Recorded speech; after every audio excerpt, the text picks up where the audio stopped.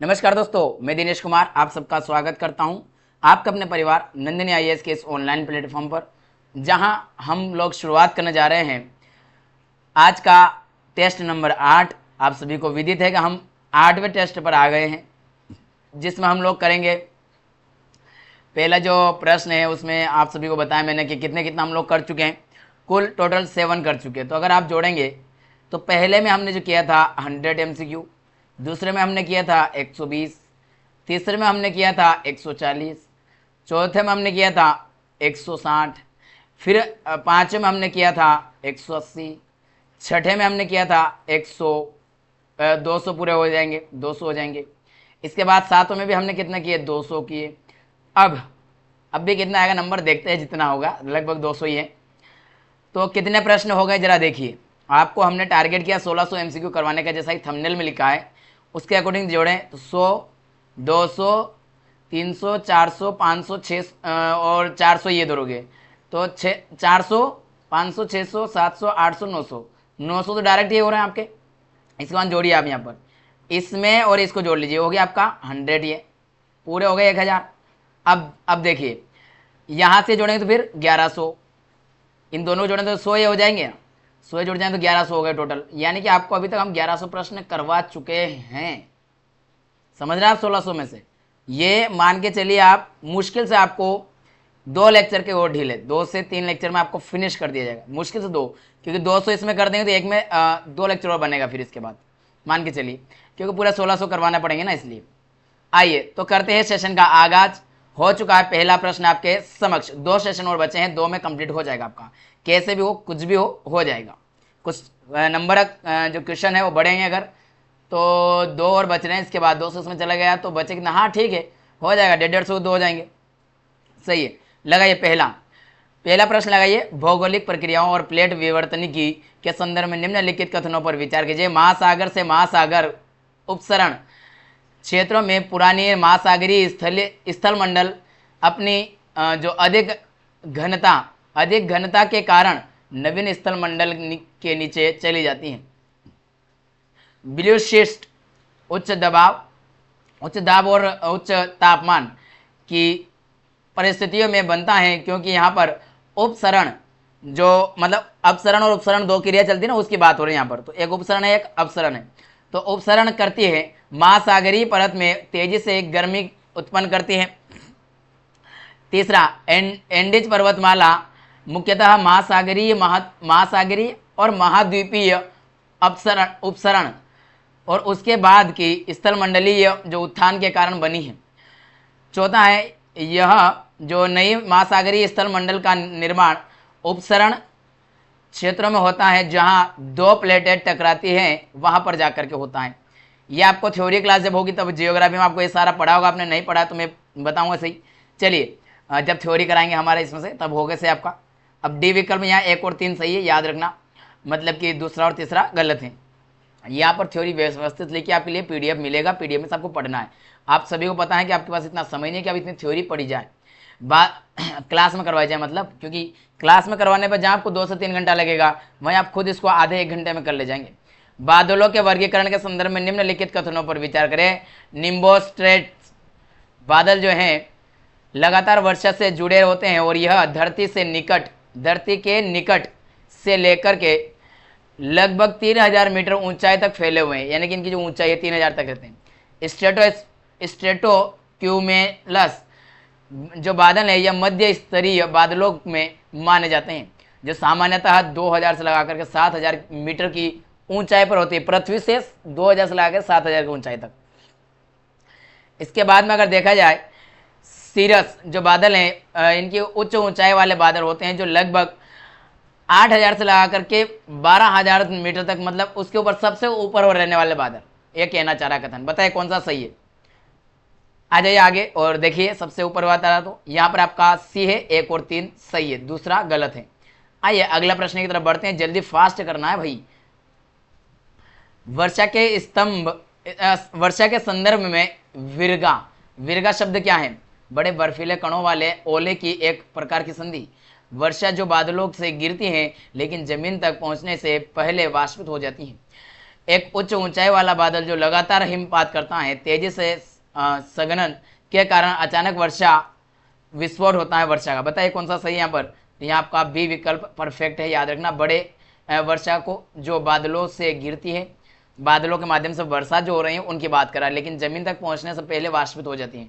मतलब बहुत सारी ऐसा होता है कि वो पहले से वाष्पित होकर वापस पिघल जाती हैं। चौथा प्रश्न लगाइए सभी।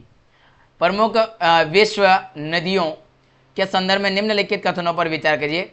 ओरिनोको नदी वेनेजुएला और कोलंबिया दोनों से होकर बहती हैं और दक्षिण प्रशांत महासागर में मिलती हैं। तिग्रिस नदी शुष्क रेगिस्तानी क्षेत्रों से होकर बहती है और फारस की खाड़ी में जाकर के गिर जाती हैं। उपरोक्त में से कौन सा से कथन सही है बताइए जल्दी सभी। यहाँ जो देखने को मिलेगा आपको वह बी विकल्प मिलेगा। लगाइए पांचवा। कुछ द्वीपों के रणनीतिक और पारिस्थितिकी महत्व के संदर्भ में निम्नलिखित कथनों पर विचार करें। पहला, मॉरिशस के उत्तर में स्थित अगालेगा द्वीप में भारतीय समर्थन से नया जो हवाई पट्टी और जो घाट है विकसित किया गया है, जो कि दक्षिण पश्चिमी भारतीय महासागर में भारत की रणनीतिक पहुंच को दर्शाता है। वानुआतु के पास प्रशांत महासागर में स्थित असम्पशन जो द्वीप है को सेशल्स सरकार द्वारा भारत को एक रणनीतिक सैन्य ठिकाना स्थापित करने के लिए पट्टे पर दिया गया था। बताइए कौन सा कथन सही है यहाँ पर, बताइए जल्दी फास्ट। तो ये मिलेगा आपको यहाँ पर ए, यानी कि केवल एक सही है, दूसरा गलत है। ऐसा कहीं भी हमने ठेके पर नहीं लिया है। ज्वालामुखी अध्ययन में फ्यूमरोलेस का प्रमुख जो वैज्ञानिक महत्व क्या है। वे शुष्क ज्वालामुखी क्षेत्रों में जल स्रोत प्रदान करते हैं। वे भूकंपीय जो दरारों से टेक्टोनिक दबाव को रिलीज करने के लिए वेंट के रूप में काम करते हैं। वे वैज्ञानिकों को ज्वालामुखीय गैसों की निगरानी करने में मदद करते हैं ताकि संभावित विस्फोटों की भविष्यवाणी की जा सके। वे विस्फोट के दौरान लावा प्रवाह को रोकने वाले प्राकृतिक अवरोध के रूप में कार्य करते हैं। बताइए कौन सा सही। तो सी आएगा। आपको क्लियरली याद रखिए, टेक्नोलॉजी की बात हो रही है। 7, तटीय कोहरे की घटना के संदर्भ में निम्नलिखित कथनों पर विचार कीजिए। तटीय कोहरा मुख्यतः तब बनता है जब गर्म नम हवा ठंडे महासागरीय धाराओं के ऊपर से होकर गुजरती है और तटीय क्षेत्रों के पास संघनित हो जाती है। पश्चिमी महाद्वीपीय तटों के पास ठंडी महासागरीय धाराएं ऊपर की ओर हवा को ठंडा करने में मदद करती है, जिससे कोहरे का निर्माण होता है। तटीय कोहरा सबसे अधिक आमतौर पर दोपहर के तूफानों के दौरान होने वाली संवाहक ठंडक प्रक्रियाओं से जुड़ा होता है। तापमान उल्टा कोहरे वाली हवा को सतह के निकट फंसा सकता है, जिससे तटीय क्षेत्रों में कोहरा अधिक क्या हो सकता है, स्थायी हो जाता है। बताइए कौन सा सही है कोहरे के बारे में। तो यहाँ पर आपका ए सही है, 1, 2 और 4 सही है, तीसरा गलत है। लगाइए 8वां प्रश्न। जेड मोहर टनल जो परियोजना के संदर्भ में विचार कीजिए। यह श्रीनगर और सोनमर्ग के बीच वर्षभर कनेक्टिविटी प्रदान करता है, जो कि हिमस्खलन प्रवण जोजिला पास को बाईपास करता है। इस टनल का जो निर्माण है सीमा सड़क संगठन यानी कि BRO द्वारा सड़क परिवहन और राजमार्ग मंत्रालय के अधीन किया गया है। बताइए कौन सा से सही है, यहाँ पर जल्दी जवाब दीजिए। तो यहाँ पर आपका ए सही है, क्योंकि दूसरा गलत है, क्योंकि सड़क परिवहन और राज मंत्रालय नहीं बल्कि रक्षा मंत्रालय के अधीन जाएगा ना BRO तो। लेकिन यहाँ पर जो बॉर्डर रोड ऑर्गेनाइजेशन जो जेड मोहर जो है टनल का निष्पादन एजेंसी नहीं कर रही है, वो कर ही नहीं रही है, वैसे ही गलत है वो, याद रखिएगा। लगाइए 9 वाला। भारत में डोलोमाइट के संदर्भ में निम्नलिखित कथनों पर विचार करें।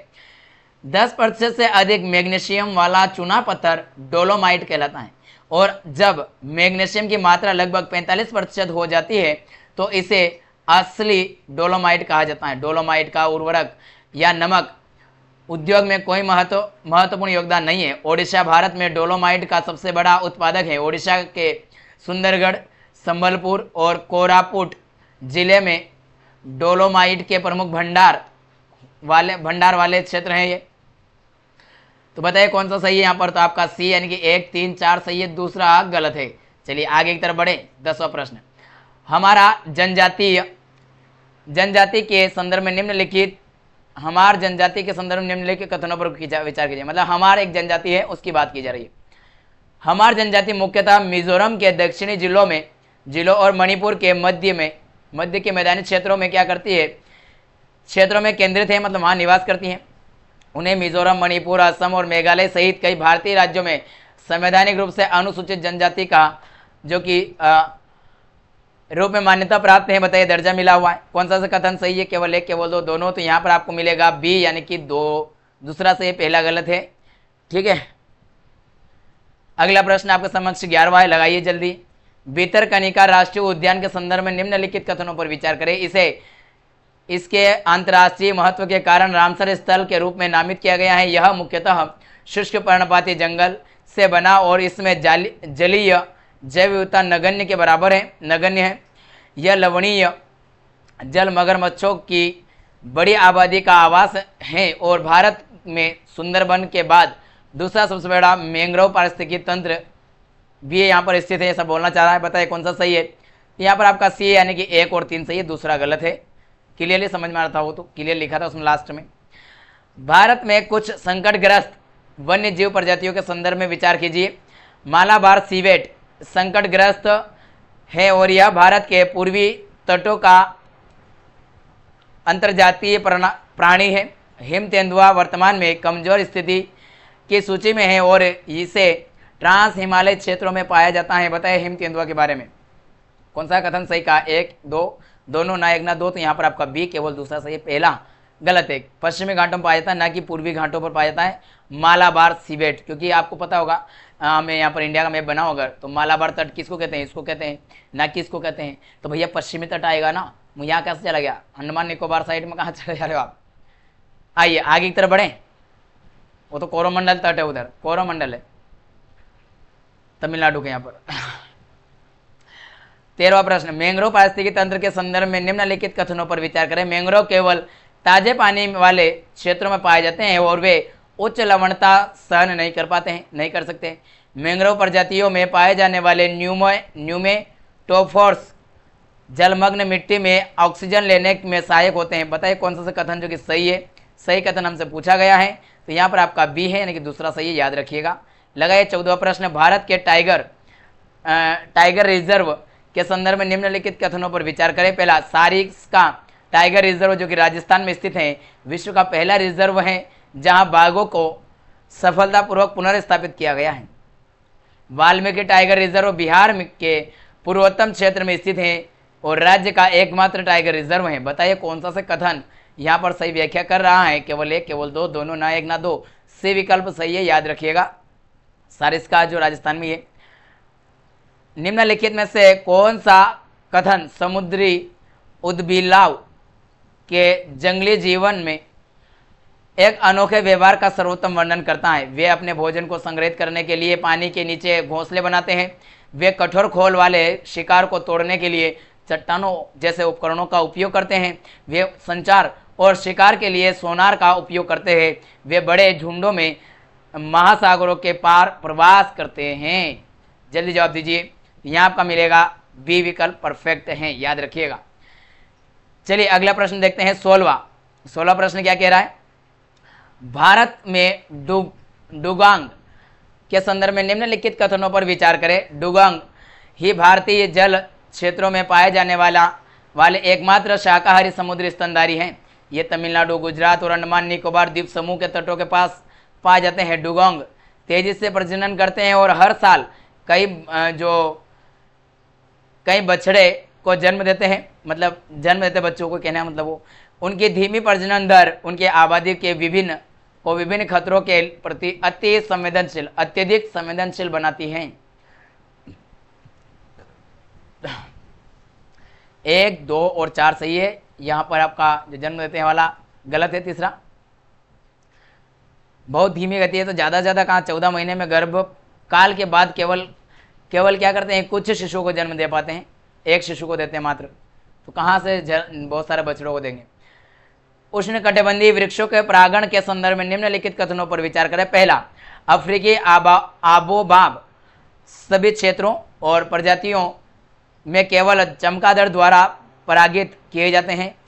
डिलेनिया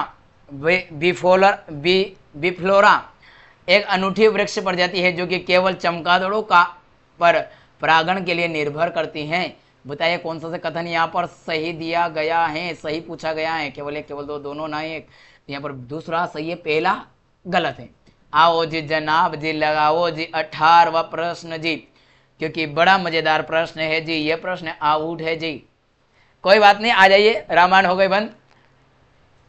कुन्नो नेशनल पार्क के संदर्भ में निम्नलिखित कथनों पर विचार करें। पहला, कुन्नो नेशनल पार्क वर्तमान में भारत में प्रोजेक्ट चीता के तहत चीते फिर से बसाने का एकमात्र स्थान है।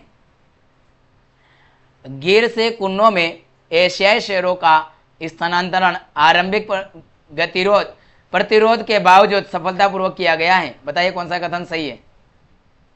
तो यहाँ पर आपको मिलेगा, आपसे सही पूछा गया ए पहला सही है, दूसरा गलत, क्योंकि अफ्रीकी चीतों को वहीं लाकर के बसाया गया है अभी तो।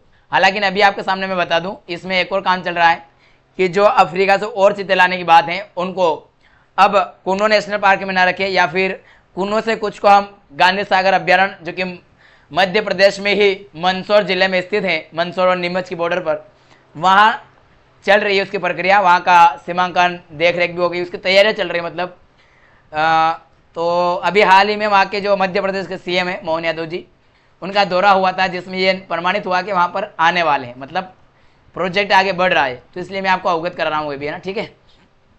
करंट का है वो।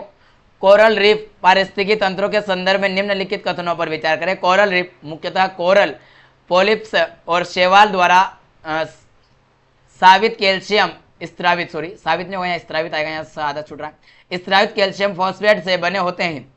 सुंदरबन डेल्टा में उच्च तलछट जमाव और कम लवणता के कारण प्रमुख कोरल रीफ का निर्माण संभव नहीं है। गहरे समुद्र के कोरल उष्णकटिबंधीय कोरल से अलग जीवित रहने के लिए सूर्य प्रकाश पर निर्भर नहीं होते हैं और 200 मीटर से अधिक गहराई पर भी पाए जा सकते हैं। बताइए कौन सा कथन यहाँ पर आपका सही दिया गया है। यह जो दिया गया आपका बी दिया गया है, 2 और 3। लगाइए अगला प्रश्न।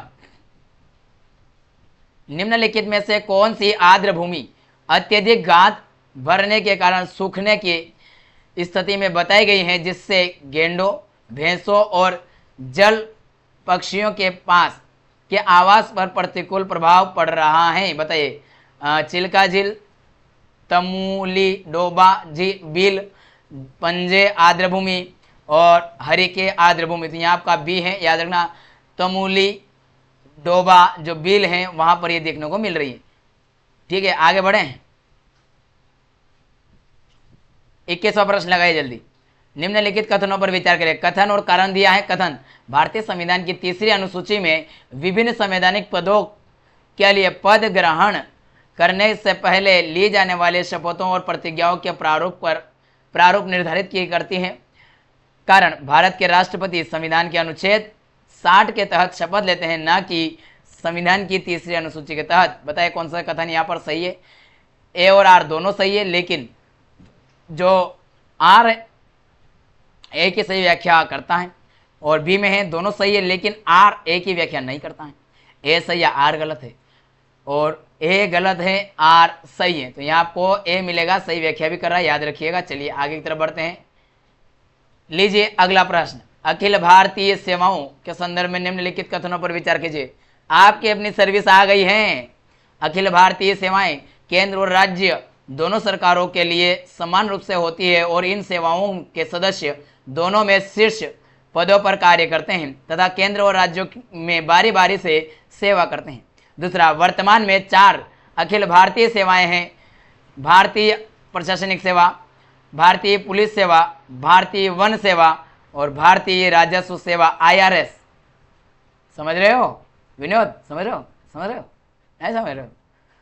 अखिल भारतीय सेवाएं अधिनियम 1951 के अनुसार आईएएस, आईपीएस, आईएफओएस में वरिष्ठ पदों को राज्य सेवाओं में पद उन्नति के माध्यम से भरा जाना चाहिए और ऐसी पदोन्नति चयन समिति की सिफारिश पर की जाती है। समझ रहे हो? समझ रहे हो प्रश्न की लैंग्वेज?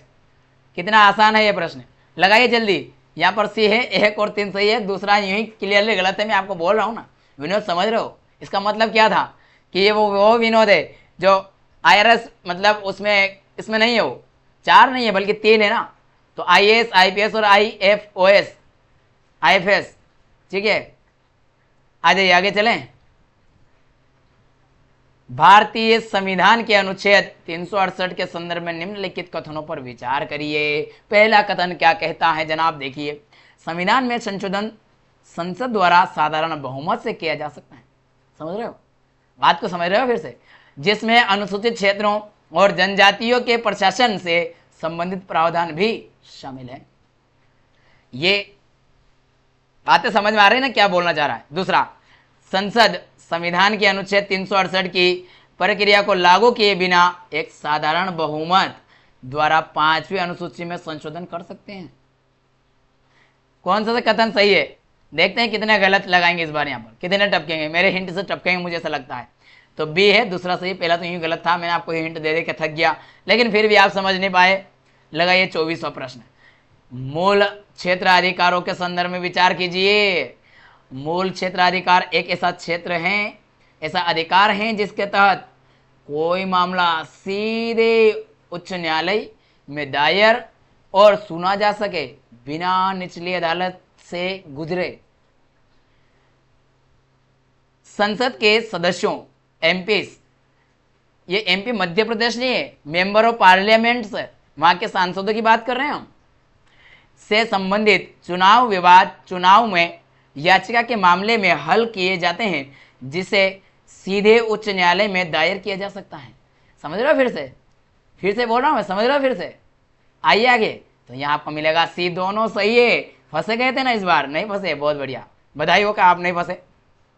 अब लगाइए, भारतीय संविधान के निर्देशात्मक सिद्धांतों के संदर्भ में निम्नलिखित कथनों पर विचार कीजिए। निर्देशात्मक कौन से हैं? शिक्षा का अधिकार अधिनियम आरटीई 2009 संविधान के अनुच्छेद 45 के पर आधारित हैं, जो राज्य को बच्चों को निःशुल्क और अनिवार्य शिक्षा प्रदान करने के लिए कहा जाता है।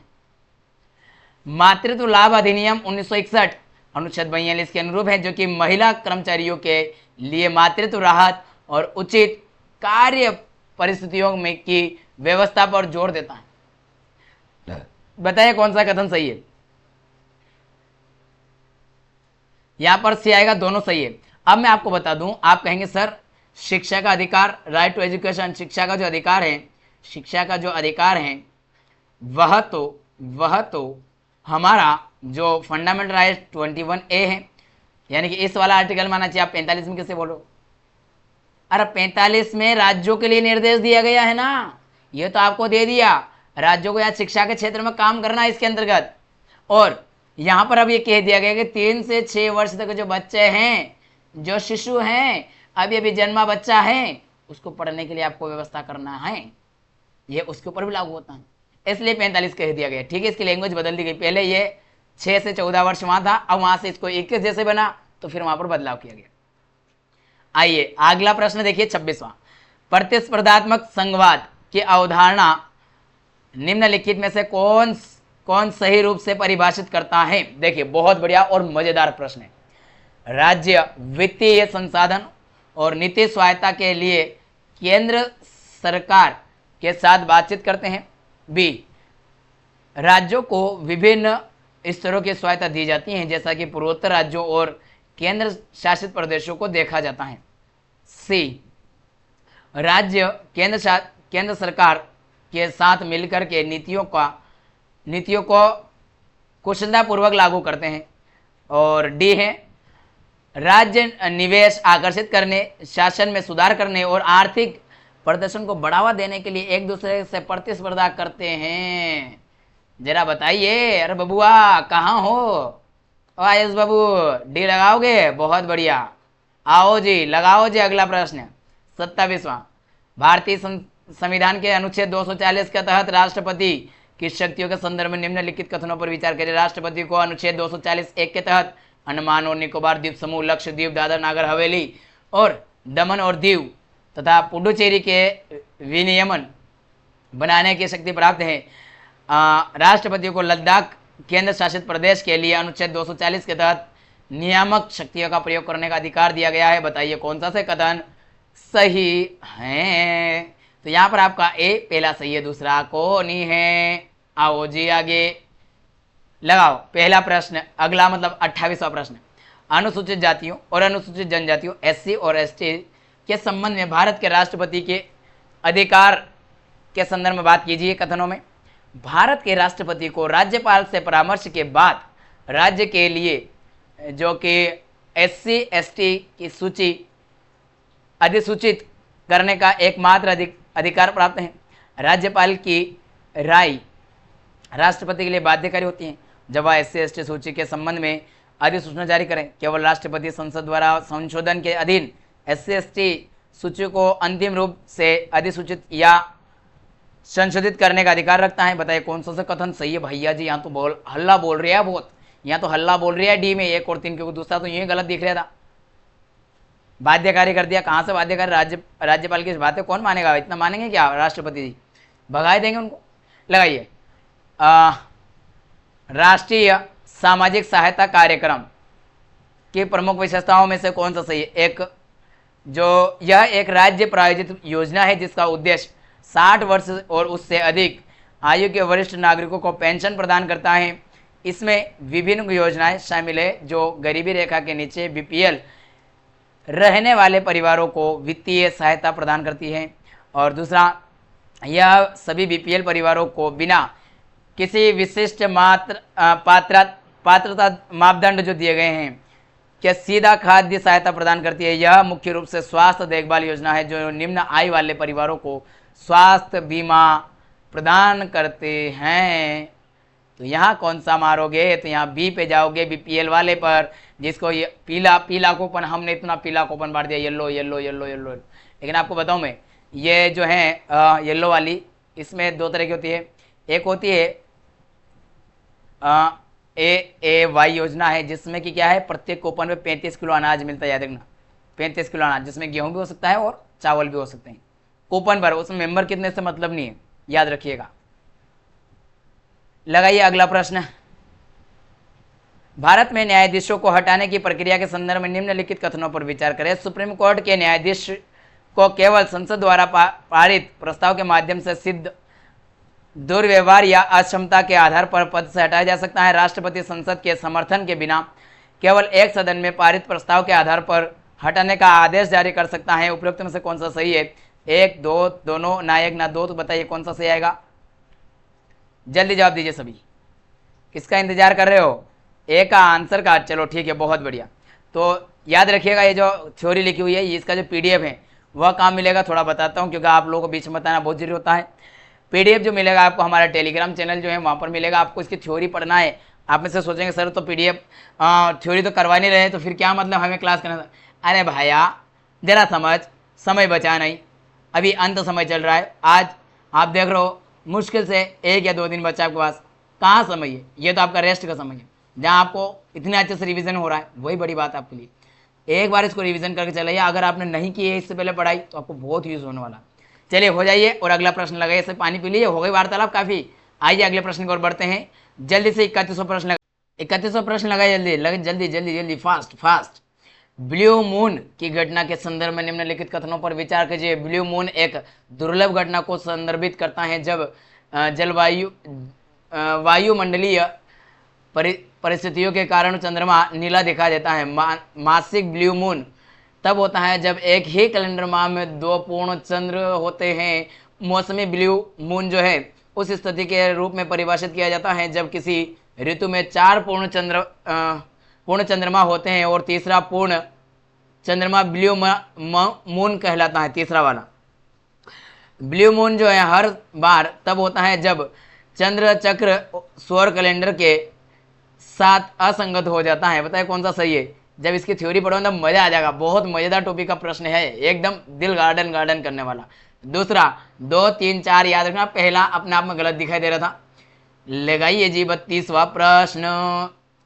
वर्मी फिल्ट्रेशन तकनीक के संदर्भ में निम्नलिखित कथनों पर विचार कीजिए। वर्मी फिल्ट्रेशन एक एरोबिक प्रक्रिया है जिसमें केंचुआ और बैक्टीरिया का उपयोग करके अपशिष्ट जल का उपचार किया जाता है, न कि ऑक्सीजन विहीन परिस्थितियों में। दूसरा, यह केंद्रीकृत और विकेंद्रीकृत दोनों प्रकार के अपशिष्ट जल उपचार प्रणालियों के लिए उपयुक्त हैं, विशेष रूप से ग्रामीण और अर्ध शहरी क्षेत्रों में। बताए कौन सा कथन सही है। केवल एक, केवल दो, केवल एक और दो, दोनों, ना एक ना दो। तो यहाँ पर बे केवल दूसरा सही है, परफेक्ट। चलिए जल्दी फास्ट, आपको पता है, आपको विदित है, प्रश्नों की संख्या बहुत सारी है। क्लाउड कंप्यूटिंग और एज कंप्यूटिंग के संदर्भ में निम्नलिखित कथनों पर विचार कीजिए। क्लाउड कंप्यूटिंग इंटरनेट के माध्यम से ऑन डिमांड कंप्यूटिंग सेवा तक पहुंच प्रदान करता है, जिसे उपयोगकर्ता को भौतिक आईटी अवसंरचना बनाए रखने की आवश्यकता होती है। एज कंप्यूटिंग का जो स्वतंत्र तकनीक है, एक स्वतंत्र रूप से टेक्नोलॉजी है जो अधिकांश औद्योगिक सेटिंग्स में क्लाउड सेवाओं की आवश्यकताओं को प्रतिस्थापित करती है। आपको बता दें, ये जो एक तरीके से आपका फास्ट रिवीजन चल रहा है क्रैश कोर्स में। तो ए पहला है, याद रखना, क्वेश्चन के माध्यम से पूरे क्रैश कोर्स को करवाया जा रहा है, एमसीक्यू बेस्ड। परमाणु इमेजिंग में हाल या वैज्ञानिक प्रगति के संदर्भ में निम्नलिखित कथनों पर विचार करें। पहली बार किसी परमाणु की छवि को ओहायो विश्वविद्यालय और अन्य वैज्ञानिक द्वारा एक्सरे इमेजिंग के माध्यम से कैप्चर किया गया था। एक्सरे का उपयोग परमाणुओं का अध्ययन करने के लिए आदर्श है, क्योंकि उनकी तरंगदैर्घ्य परमाणु आयामों में समान होती है। इस सफलता से पहले एक्सरे 1000 परमाणु के आकार से छोटे चित्रों का हल नहीं कर सकते थे। बताया कौन सा जो कथन है वह सही प्रतीत होता है। तो यहाँ पर बी यानी कि आपका 2 और 3 सही है, पहला इनकरेक्ट है। ब्रह्मांड के विस्तार और डार्क एनर्जी के संदर्भ में विचार कीजिए। ग्रहों के पीछे हटने की खोज जो कि उनकी दूरी के अनुपात में होती है ने यह निष्कर्ष निकालने में मदद की कि ब्रह्मांड का विस्तार हो रहा है। डार्क एनर्जी और डार्क मैटर दोनों अदृश्य हैं और ब्रह्मांड की संरचना पर समान रूप से प्रभाव पड़ता है। बताएं कौन सा कथन यहाँ पर सही प्रतीत हो रहा है आपको। तो यहाँ आपको ए यानी कि पहला सही है, दूसरा गलत है। लगाइए अगला प्रश्न 36वां, जल्दी फास्ट। काउपी के संदर्भ में निम्नलिखित कथनों पर विचार कीजिए। काउपी को इसरो के क्रॉप्स 1 मिशन में प्रयोग किया गया था, जहां यह सूक्ष्म गुरुत्वाकर्षण परिस्थितियों में अंकुरित हुआ और विकसित हुआ। यह अंतर सफल फसल के लिए अनुपयुक्त है, क्योंकि इसकी लंबी बढ़ने की अवधि और उच्च जल आवश्यकता होती है। बताए कौन सा कथन सही है। केवल एक, केवल दो, दोनों, ना एक ना दो। तो यहाँ आपका केवल एक लिखेगा सही से, याद रखिएगा। लगाइए अंतर्राष्ट्रीय अंतरिक्ष स्टेशन ISS के लिए अभियान 72 के संदर्भ में निम्नलिखित में से कौन सा कथन सही रूप से परिभाषित करता है। यह एक अल्पकालिक मिशन जिसमें वाणिज्यिक अंतरिक्ष पर्यटक ISS पर गए। यह एक नियमित पुनः आपूर्ति मिशन जो कि पूरी तरह से रोबोटिक अंतरिक्ष यान द्वारा संचालित किया गया था। यह दीर्घकालिक मिशन जिसमें नासा के अंतरिक्ष यात्रियों को स्टार लाइनर मुद्दों के कारण विस्तारित प्रवास का सामना करना पड़ा, और एक चंद्र सतह अन्वेषण मिशन जिसमें बहुराष्ट्रीय अंतरिक्ष जो यात्री इसमें शामिल थे। बताइए कौन सा कथन सही है। तो आप सभी को पता है सी है, क्योंकि अभी आपने देखा था काफ़ी लंबे समय तक वहाँ पर सुनीता जी जो है विलियम्स वो वहीं रहे थे लंबे समय तक। लगाइए अगला प्रश्न। POLG माइटोकॉन्ड्रिया रोग के संदर्भ में निम्नलिखित कथनों में से कौन सा जीन मुख्य रूप से इसके लिए जिम्मेदार है। RNA पॉलीमरेज 1 को एनकोड करने वाला जीन, साइटोक्रोम C ऑक्सीडेंस को एनकोड करने वाला, DNA पॉलीमरेज गामा को एनकोड करने वाला, माइटोकॉन्ड्रियन राइबोसोमल प्रोटीन को एनकोड करने वाला जीन। बताए कौन सा सही है यहाँ पर। तो यहाँ पर आपका सी विकल्प परफेक्ट है, याद रखिएगा। चलिए आगे चलते हैं। 39वां प्रश्न लगाइए जल्दी फास्ट। ब्लॉकचेन तकनीक के संदर्भ में निम्नलिखित कथनों पर विचार कीजिए। हार्ड फोर्क दो अलग अलग ब्लॉकचेन बनाता है। ये एक नया नियमों का पालन करता है, जबकि दूसरा क्या करता है, पुराने नियमों का पालन करता है। सॉफ्ट फोर्क एक बैकवर्ड कंपेबिलिटी परिवर्तन है, जिससे पुराने नोड्स नेटवर्क का हिस्सा बने रह सकते हैं। हार्ड फोर्क जो है में दोनों ब्लॉकचेन संस्करण हमेशा एक दूसरे के साथ लेन देन का सत्यापन के लिए संगत रहते हैं, एक साथ जुड़े हुए रहते हैं, ये बोलना चाह रहा है। बताइए कौन सा कथन जो कि सही है। यहाँ पर आपका ए, एक और दो दोनों सही है, याद रखिएगा। चलिए 40वां प्रश्न लगाइए जल्दी। फॉस चेक के संदर्भ में निम्नलिखित कथनों पर विचार कीजिए। फॉस चेक एक अमोनियम आधारित यौगिक से बना अग्नि अवरोध है, जो कि दहन के दौरान रासायनिक प्रतिक्रियाओं को बाधित करके आग को धीमा करता है। यह आमतौर पर सफ़ेद या पारदर्शी होता है, ताकि वनस्पति पर दाग न लगे और हवाई छिड़काव के दौरान न्यूनतम दृश्यता बनी रहती है। बताइए कौन सा कथन सही दिया गया है यहाँ पर। तो यहाँ जो दिया गया है वह केवल एक सही है, बताइएगा, दूसरा गलत है। चलिए अगले प्रश्न की तरफ चलते हैं। 41वां, जल्दी फास्ट। इसी तरीके से आपको रिवीजन करना भाई, बिल्कुल, क्योंकि अंतिम समय ये। मध्य आय जाल और आर्थिक विकास के संदर्भ में निम्नलिखित कथनों पर विचार करें। दूसरा, पहला कथन, अनुसंधान और विकास R&D रिसर्च एंड डेवलपमेंट में निवेश और नवाचार उद्योग आधारित उद्योगों को बढ़ावा देना मध्यम आय जाल के बाहर निकलने की प्रमुख रणनीतियों में से एक है। निम्न मजदूरी अर्थव्यवस्था बनाए रखना मध्यम आय से उच्च आय स्तर तक पहुंचने के लिए व्यापक रूप से अनुशंसित दृष्टिकोण है। बताइए कौन सा कथन सही है यहाँ पर। तो आपका यहाँ पर ए पहला से दूसरा गलत है। नियमित रूप से मजदूरी करवाओगे तो कहाँ से उसकी उच्च आय हो जाएगी। स्पॉट एक्सचेंज के संदर्भ में निम्नलिखित कथनों पर विचार करें। स्पॉट एक्सचेंज भौतिक बाजारों के माध्यम से संचालित होते हैं, और जहां खरीदार और विक्रेता आमने सामने मिलकर सौदे को अंतिम रूप प्रदान देते हैं। स्पॉट एक्सचेंज व्यापक राष्ट्रीय भागीदारी के माध्यम से मूल्य खोज में पारदर्शिता और दक्षता सुनिश्चित करते हैं। बताएं कौन सा कथन सही है। तो यहाँ आपको मिलेगा बी विकल्प परफेक्ट है। चलिए अगले प्रश्न की तरफ चलते हैं। कर उछाल और कर लोच के संदर्भ में निम्नलिखित कथनों पर विचार करें। पहला कथन जो दिया गया है, कर उछाल का राजस्व स्वचालित प्रतिक्रिया को आर्थिक वृद्धि के साथ साथ वित्तीय नीति में किए गए विवेकाधीन परिवर्तनों के प्रभाव को दर्शाता है। कारण, एक कर लोच केवल नीति परिवर्तनों के कारण कर राजस्व में बदलाव को मापता है, और इसमें आर्थिक वृद्धि के प्रभाव को शामिल नहीं किया जाता है। बताइए कौन सा सही है। कि दोनों सही है और आर ए की व्याख्या भी कर रहा है। दोनों सही है लेकिन आर ए की व्याख्या नहीं करता। ए सही है, आर गलत है। ए गलत है, आर सही है। तो यहाँ पर आपका सी है, याद रखिएगा। ए सही है, आर गलत है। आइए 44वां प्रश्न लगाइए जल्दी फास्ट। राष्ट्रीय लघु बचत निधि और भारत में लघु बचत योजनाओं के संदर्भ में विचार कीजिए। राष्ट्रीय लघु बचत निधि को सभी लघु बचत योजनाओं के तहत मौद्रिक लेन देन को एक खाते में समेकित करने के लिए संविधान के समेकित कोष में स्थापित किया गया है। दूसरा, 1 अप्रैल 2016 से UNSSF यानी कि राष्ट्रीय लघु बचत निधि ऋण केवल उन राज्यों और केंद्र शासित प्रदेशों तक सीमित कर दिए गए हैं जिनकी विधानसभा और जो इस योजना के तहत ऋण लेने के इच्छुक हैं। बताएं कौन सा कथन सही है।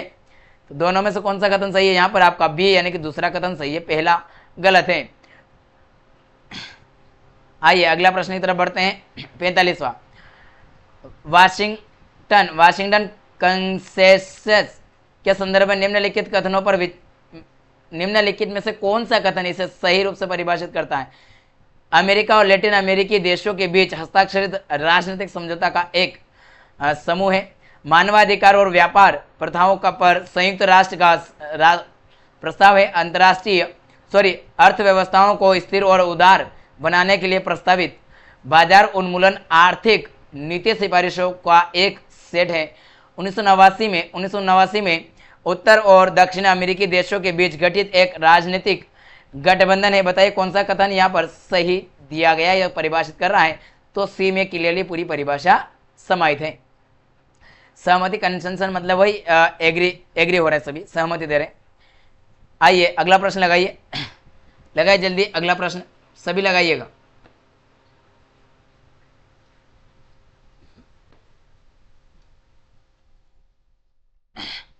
मुद्रास्फीति प्रवृत्तियों और भारतीय रिजर्व बैंक के मुद्रास्फीति लक्ष्यीकरण ढांचे के संदर्भ में विचार कीजिए। उपभोक्ता मूल्य सूचकांक संयुक्त मुद्रास्फीति फाइनेंशियल ईयर FY मतलब फाइनेंशियल ईयर 24 में 5.4% से घट करके FY 25 अप्रैल से लगा करके दिसंबर तक में 4.9 हो गई, जिसमें कोर मुद्रास्फीति में कमी आई, लेकिन खाद्य मुद्रास्फीति अस्थिरता के कारण बढ़ी है। थोक मूल्य सूचकांक मुद्रास्फीति FY 25 में 3.2% थी और WPI खाद्य मुद्रास्फीति इसी अवधि के दौरान 6.1 रही। RBI का जो मुद्रास्फीति लक्ष्यीकरण ढांचा वित्तीय अधिनियम 2016 में पेश किया गया था, जिसमें 4% CPI मुद्रास्फीति लक्ष्य और ±2% सहनशीलता सीमा शामिल की गई है।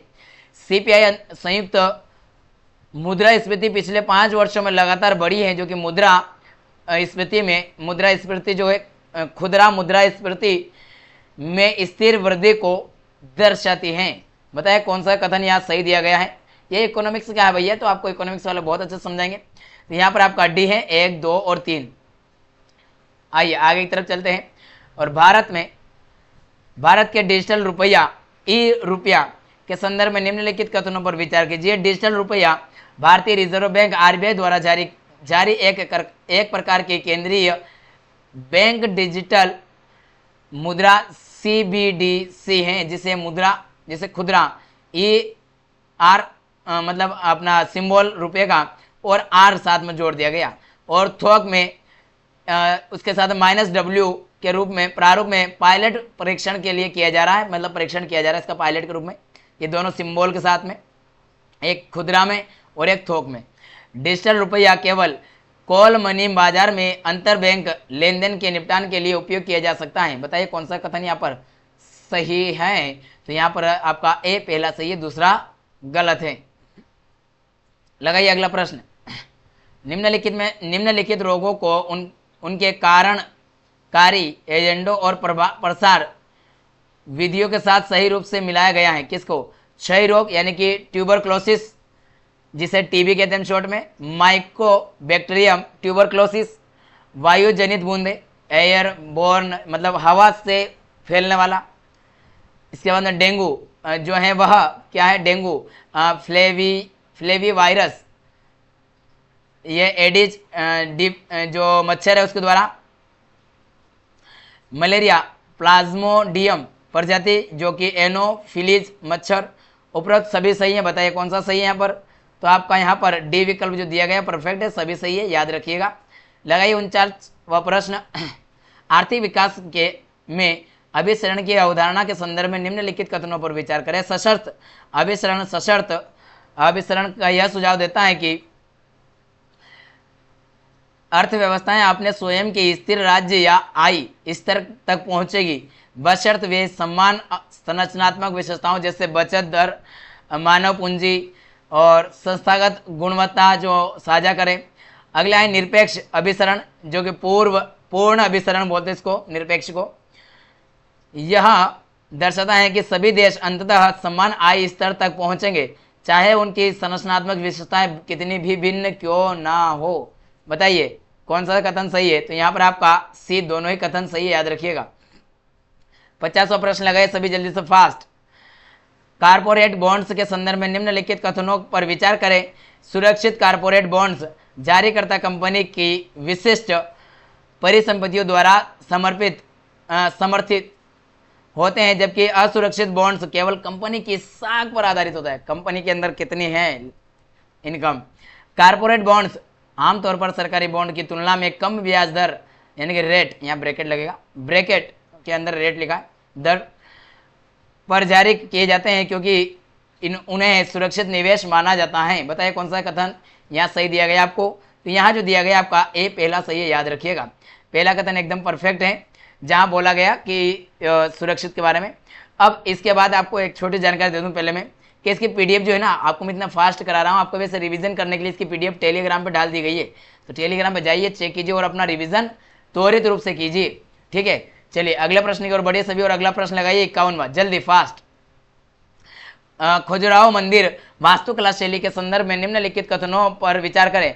खजुराहो के मंदिर नागर शैली की मंदिर वास्तुकला का हिस्सा हैं। ये मंदिर मुख्यतः द्रविड़ शैली की विशेषताएं प्रदर्शित करते हैं, जैसे कि नीची पिरामिड के आकार की जो मीनारें और बड़े जो गोपुरम है। इन मंदिरों का निर्माण पंचायतन शैली का पालन करते हुए किया गया था, जिसमें सहायक मंदिर और पर्वत श्रृंखला जैसे दिखने वाली रेखा प्रसाद शिखर भी देखने को होते हैं। और खजुराहो समूह के मंदिरों में हिंदू और जैन धर्म दोनों धार्मिक प्रभाव देखने को मिलता है। बताइए कौन सा से कथन यहाँ पर सही दिया गया है जो खजुराहो के मंदिर के बारे में। तो यह बी यानी कि 1, 3 और 4 सही है। याद रखिएगा, द्रविड़ शैली नहीं है यह, तो मिश्रित है ना, बीच की शैली आएगी ना। पंचायतन शैली अलग ही तो है, कहाँ से ये हो गया इन्होंने पंचायतन शैली हो। आइए मिश्रित भी इसको कहते हैं हम। भ्रष्टाचार निवारण अधिनियम 1988 जो कि 2018 में संशोधन हुआ के संदर्भ में विचार करें। संशोधित अधिनियम के अंतर्गत घूस देना स्पष्ट रूप से अपराध घोषित किया गया और केवल उसी स्थिति में सुरक्षा प्रदान की जाती है जब घूस देने वाला व्यक्ति 7 दिनों के भीतर अपराध की रिपोर्ट करता है। और धारा 17A के तहत किसी लोक सेवक द्वारा अपने आधिकारिक कर्तव्य के निर्वाह के दौरान किए गए कार्यों की जांच से पहले सरकार या समकक्ष प्राधिकरण की पूर्व अनुमति अनिवार्य है। अधिनियम के अंतर्गत भ्रष्टाचार के मामलों के शीर्ष निपटारे के हेतु विशेष न्यायालय और विशेष न्यायाधीश की व्यवस्था की गई है। बताए कौन सा से कथन जो कि सही है। तो यहाँ आपको मिलेगा डी यानी कि तीनों ही कथन एकदम परफेक्ट है संशोधन की दृष्टि से। लगाइए अगला प्रश्न। भारत के संविधान के तहत कराधान शक्तियों के वितरण के संदर्भ में विचार कीजिए। संविधान की 7वीं अनुसूची के तहत संवर्धित सूची में कराधान से संबंधित कोई विषय शामिल नहीं है। सीमा शुल्क और कॉरपोरेशन टैक्स जो कारपोरेट टैक्स हैं उसकी बात करें, जैसे कर पूरी तरह केंद्र सरकार के अधीन होते हैं। बताए कौन सा से कथन जो कि सही हैं। केवल 1 केवल 2 दोनों, ना तो 1 ना 2, तो यहाँ सी है, दोनों ही सही हैं, याद रखिएगा। चलिए आगे चलते हैं और अगला प्रश्न आपके समक्ष है 54वां। निम्नलिखित में से किसने हाल ही में 2024 का टर्नर पुरस्कार अपनी दर्शनी अल्टर के लिए जीता है। अल्टर एक में ई है और एक में ए है, याद रखिए। अल्टर में भारती खेर, जसलीन कौर और अनीश कपूर और सुबोध गुप्ता।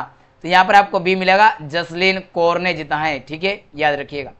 आइए 55वां प्रश्न लगाइए सभी जल्दी फास्ट। निम्नलिखित कथनों पर विचार कीजिए। पहला मतलब तथ्य यानी कि जो कथन है आपका, कथन भी कहते हैं इसको, कथन लिखाएगा आपके सामने। संसद भारतीय राज्यों की सीमाओं को बदल सकती है या नए राज्य बना सकती है,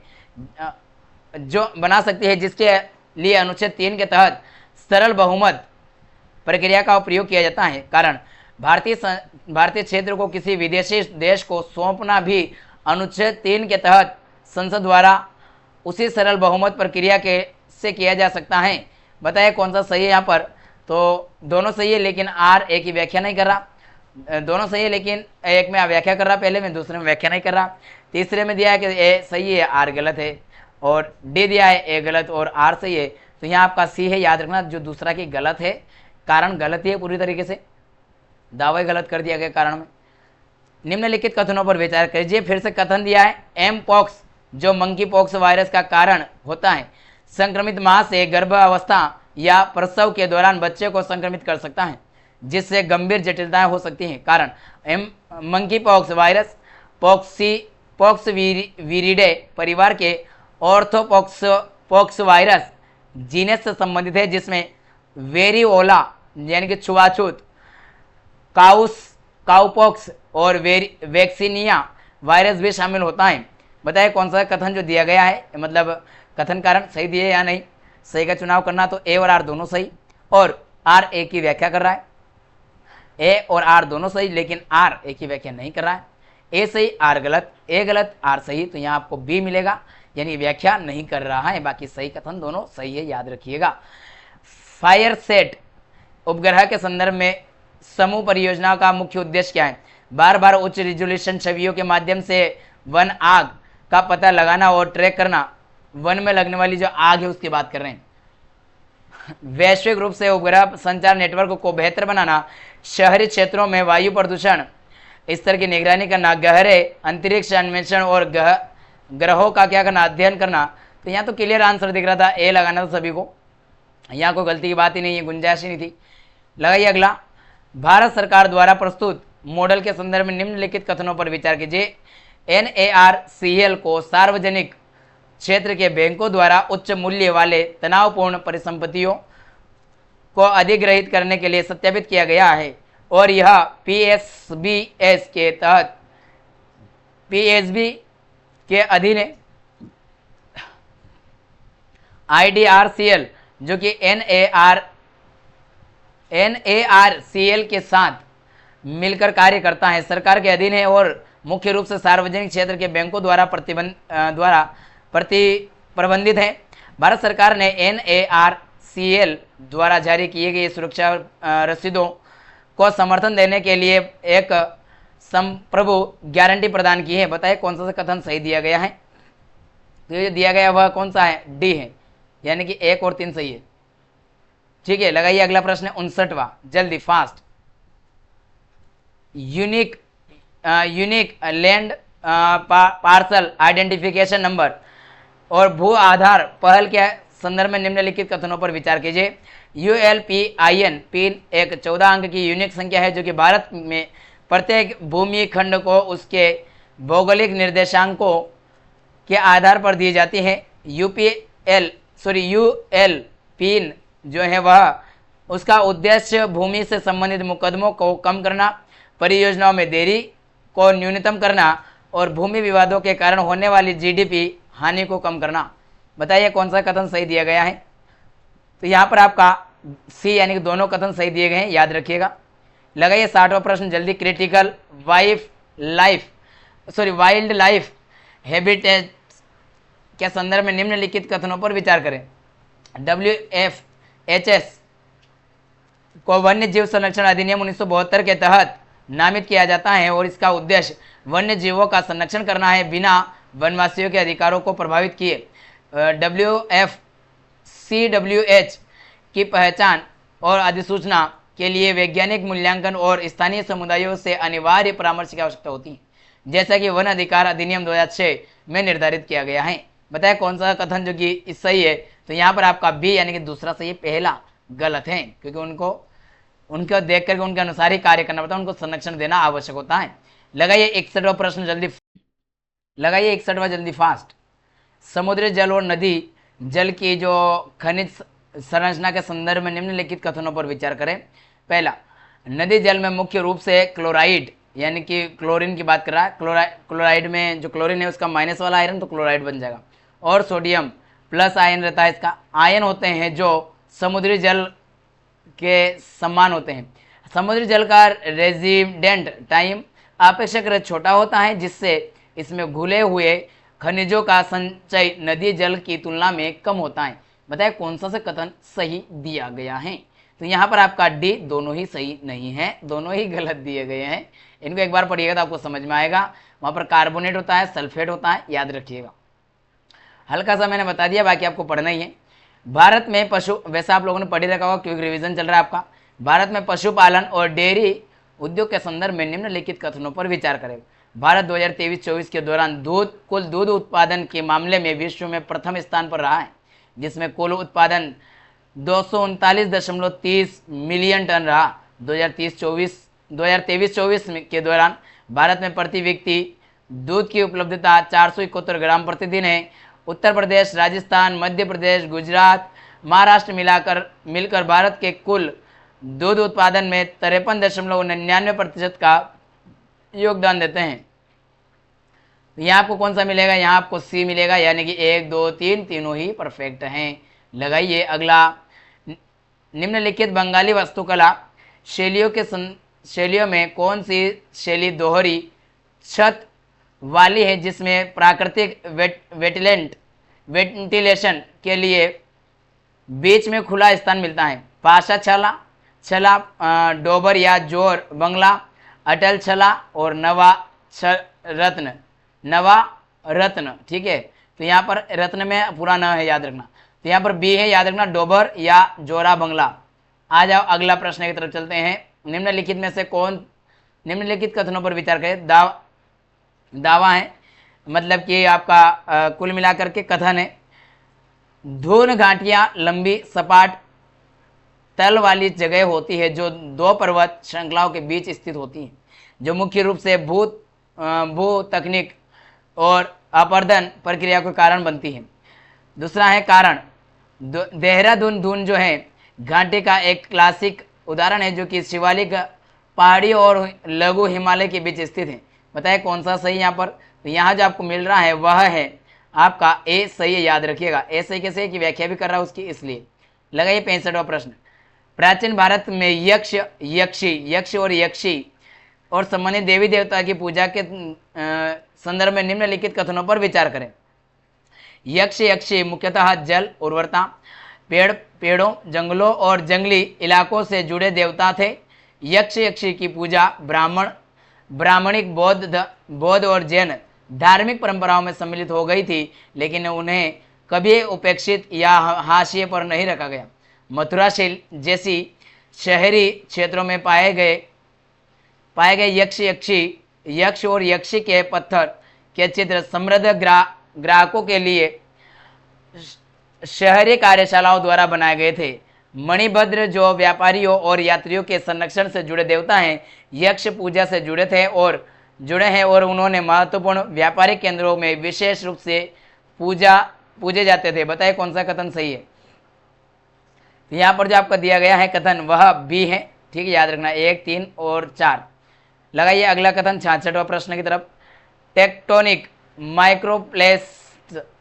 प्लेट्स के संदर्भ में निम्नलिखित कथनों पर विचार करें। मैक्वरी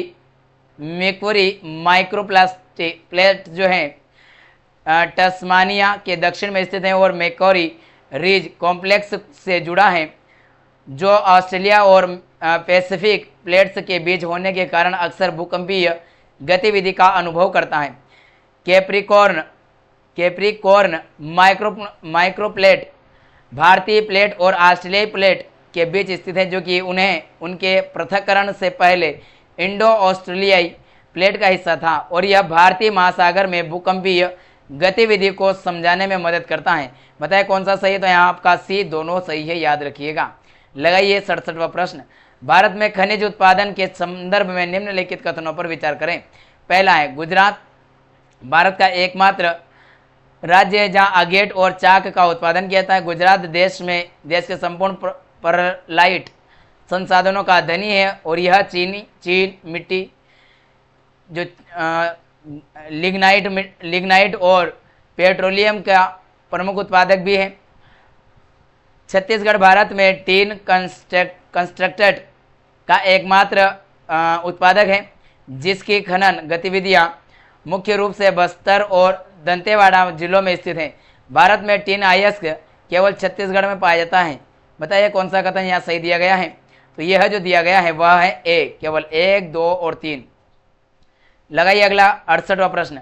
निम्नलिखित कथनों पर विचार कीजिए। पहला कथन है, आपराधिक प्रक्रिया संहिता सीआरपीसी के तहत संज्ञानात्मक अपराध के मामलों में पुलिस बिना कोर्ट की पूर्व अनुमति के एफआईआर दर्ज कर सकती है और आरोपी को गिरफ्तार कर सकती है। कारण है, सीआरपीसी के तहत गैर संज्ञानात्मक अपराध असंज्ञेय में चोरी, डकैती, हत्या और बलात्कार जैसे गंभीर अपराध शामिल होते हैं। बताइए कौन सा सही है। तो यहाँ पर आपका सी, याद रखना, आर गलत दिया हुआ है। 69 में लगाए, राष्ट्रकूट वंश के साहित्यिक योगदान के संदर्भ में निम्नलिखित कथनों पर विचार कीजिए। राष्ट्रकूटों ने संस्कृत और जैन दोनों साहित्य का संरक्षण किया और धार्मिक सीमाओं से परे विद्वानों का समर्थन किया। कन्नड़ साहित्य की पारंपरिक शुरुआत राष्ट्रकूटों के अधीन हुई, जिसमें कविराज मर्ग कन्नड़ भाषा का पहला काव्यात्मक ग्रंथ माना जाता है। कौन सा कथन यहाँ सही दिया गया है, जल्दी जवाब दीजिए दोनों में से। तो यहाँ जो दिया गया आपका वह सी है, दोनों ही कथन सही दिए गए हैं। लगाइए 70वां प्रश्न। बेटिल के ऊपर विचार कीजिए। बेटिक कला के ऊपर विचार करना आपको। बेटिक कला जो कि टैक्स मोहबंदी रंगाई तकनीक का उपयोग करती है। भारत के निम्नलिखित में से किस क्षेत्र से पारंपरिक रूप से जुड़ी हुई है? गुजरात, राजस्थान, मध्य प्रदेश, केरल, तमिलनाडु, कर्नाटक और इसके साथ में आपका जो है पंजाब, हरियाणा और हिमाचल प्रदेश, असम, मणिपुर और त्रिपुरा। बताइए कौन सा कथन यहाँ सही दिया गया है? तो वह जो है आपका दिया गया कौन सा कथन है? यह ए, जो कि पहला गुजरात, राजस्थान और मध्य प्रदेश है। लगाइए अगला प्रश्न आपके समक्ष आ गया है। भारत में व्यापार, वाणिज्य और संचार की स्वतंत्रता के संदर्भ में निम्नलिखित कथनों पर विचार करें। अनुच्छेद 301 यह सुनिश्चित करता है कि भारत में पूरे देश में व्यापार, वाणिज्य और संचार पर केंद्र और राज्यों द्वारा अनावश्यक प्रतिबंध नहीं लगाए जाएंगे। अनुच्छेद 302 संसद को अंतर्राज्यीय व्यापार पर प्रतिबंध लगाने का अधिकार देता है, लेकिन राज्य के भीतर इंट्रा स्टेट व्यापार पर नहीं। तो कौन सा कथन यहाँ सही दिया गया है? बताइए जल्दी। तो यह आपका ए है, केवल एक सही है, याद रखिएगा। लगाइए 72वां प्रश्न आपके समक्ष आ चुका है। राष्ट्रीय कैडेट कोर एनसीसी के संदर्भ में निम्नलिखित कथनों पर विचार करें। एनसीसी की स्थापना पंडित HN कुंजूरू समिति की सिफारिश के आधार पर 1948 में के राष्ट्रीय कैडेट कोर अधिनियम के तहत की गई। एनसीसी कैडेट जो कैंडिडेट्स होते हैं उनकी बात कर रहे हैं, को प्रशिक्षण पूरा करने के बाद अनिवार्य रूप से सक्रिय सैन्य सेवा के लिए बाध्य किया जाता है। राष्ट्रीय कैडेट कोर युवा मामलों और खेल मंत्रालय के प्रशासनिक नियंत्रण में कार्य करता है। कौन सा कथन गलत है? तो बी, यानी कि 2 और 3 गलत है, याद रखिएगा। बाध्यकारी तो हो ही नहीं सकता भाई, स्वैच्छिक है और रक्षा मंत्रालय के अंतर्गत आएगा, ना कि खेल मंत्रालय का। कोई खेल थोड़ी नहीं चल रहा है। लगाइए 73वां क्रिप्स मिशन 1942 के संदर्भ में कौन सा से कथन जो कि सही है? मिशन में भारतीय संघ की स्थापना का प्रस्ताव रखा गया था, जिसे डोमिनियन दर्जा प्राप्त होता और जिसे राष्ट्रमंडल और अंतर्राष्ट्रीय निकायों के साथ अपने संबंध तय करने की अनुमति होती। नई संविधान सभा केवल निर्वाचित सदस्यों से बनी होती, जिसमें देशी रियासतों से कोई नामांकित सदस्य नहीं होता। बताया कौन सा कथन यहाँ पर सही है? तो वह ए सही है, याद रखिएगा पहला। लगाइए अगला प्रश्न। पुराने जो डंप साइट्स पर माइक्रोबियल मीथेन ऑक्सीकरण प्रणाली, जिसे बायो कवर कहा जाता है, का मुख्य उद्देश्य क्या है? ऊर्जा उत्पादन के लिए मीथेन को उत्पादन बढ़ाना, प्लास्टिक कचरे के अपशिष्ट को तेज करना, उड़नशील मीथेन उत्सर्जन को नियंत्रित करना और उसे कार्बन डाइऑक्साइड में परिवर्तित करना। बिल्कुल सी, परफेक्ट है। चलिए आगे चलिए। 75वां प्रश्न। निम्नलिखित में से कौन सा से कथन निम्नलिखित कथनों पर विचार करें। निरूपण यानी कि जो कथन दिया गया, प्रतिबिंब यानी कि मॉड्यूल साइबर अपराधियों की रियल टाइम ट्रैकिंग को सक्षम बनाता है और कानून प्रवर्तन यानी कि एजेंसियों के बीच जो रक्षक है हमारे के बीच अंतरराज्यीय समन्वय को मजबूत करता है। कारण प्रतिबिंब को भारतीय cyber crime coordination centre I4C द्वारा राज्यों के बीच साइबर अपराध डेटा साझा करने और जांच के लिए टेक्नो लीगल समर्थन प्रदान करने के लिए शुरू किया गया था। बताए कौन सा कथन सही दिया गया है? तो यह है आपका ए, पहला कथन सही है। ठीक है, चलिए आगे चलिए। निम्नलिखित कथनों पर विचार कीजिए।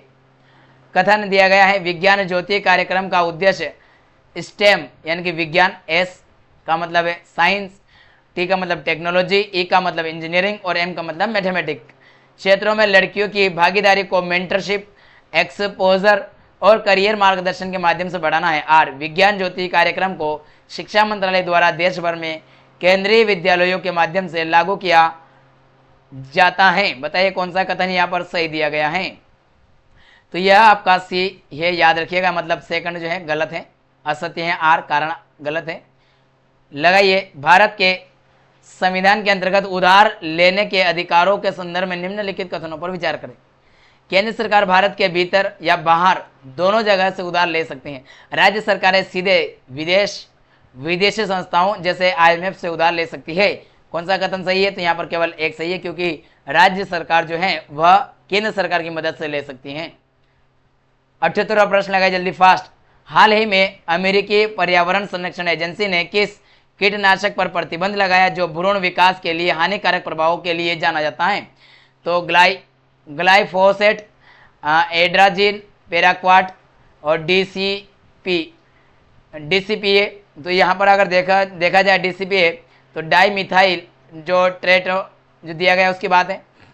जल्दी लगाइए, इसका क्या है? तो डी इसका परफेक्ट है। चलिए लगाइए, अगला प्रश्न आपके समक्ष है। 79 में लगाइए जल्दी, फास्ट। यूरोपीय संघ की IRIS2 जो परियोजना है के संदर्भ में निम्नलिखित कथनों पर विचार करें। IRIS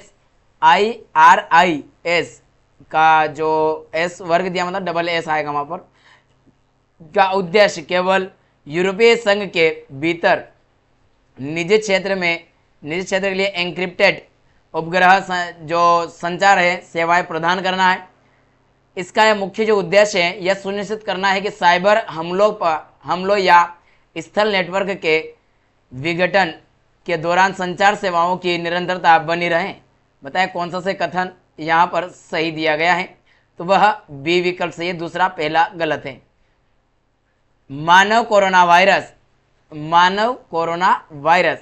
HKU1 के संदर्भ में निम्नलिखित कथनों पर विचार करें।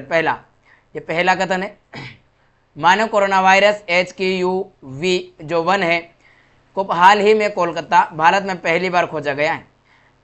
दूसरा है HCOV HKU1 उन 7 ज्ञात कोरोना वायरसों में से एक है जो कि मानव को संक्रमित करते हैं, जिनमें SARS-CoV-1 मार्क्स जो दिया था वह आपका, उसके बाद CoV-2 शामिल है। इसके बाद तीसरा दिया गया है HCOV जो HKU1 आमतौर पर हल्के से मध्यम श्वसन रोग पैदा करता है, लेकिन संवेदनशील व्यक्तियों में गंभीर बीमारियां भी कर सकता है। बताएं कौन सा से कथन यहाँ पर सही दिया गया है? कोरोना वायरस के बारे में अभी नए केस आए हैं तो उसको लेकर के, तो ये दूसरा है, याद रखना। 2 और 3 सही है। इसमें कोरोना वायरस के नए अभी केस आने लगे, आप सभी पता है कोविड-19 के रिटर्न से, तो उसको लेकर के था। अणुशक्ति विद्युत निगम लिमिटेड के संदर्भ में विचार कीजिए। अश्विनी NPCIL और NTPC के बीच एक संयुक्त उद्यम है जिसमें NPCIL के पास 51% बहुमत हिस्सेदारी है।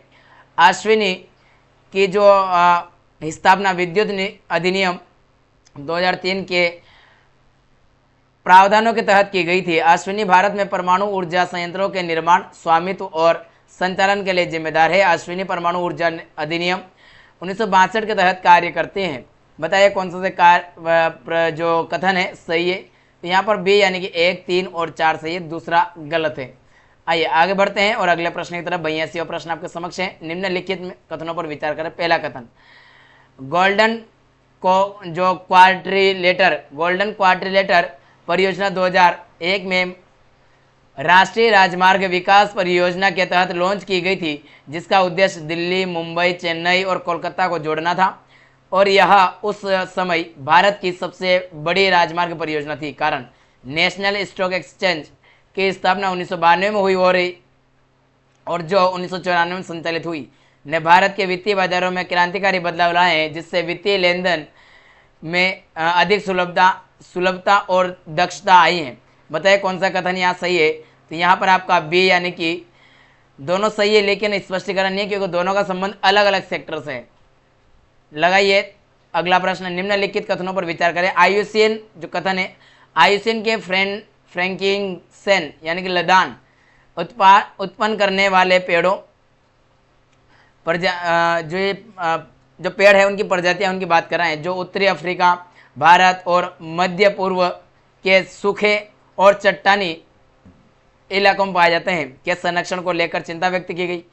फ्रैंकिसेंस पेड़ विशिष्ट हैं, एक विशिष्ट प्रजाति है, जो कहना मतलब इसका कारण क्योंकि वे ठोस, रेगिस्तानी और परिस्थितियों में पनपते हैं और उनके रेंजिन धार्मिक अनुष्ठानों, इत्रों और पारंपरिक चिकित्सा में अत्यंत मूल्यवान होता है। बताएं कौन सा कथन यहाँ पर सही दिया गया है?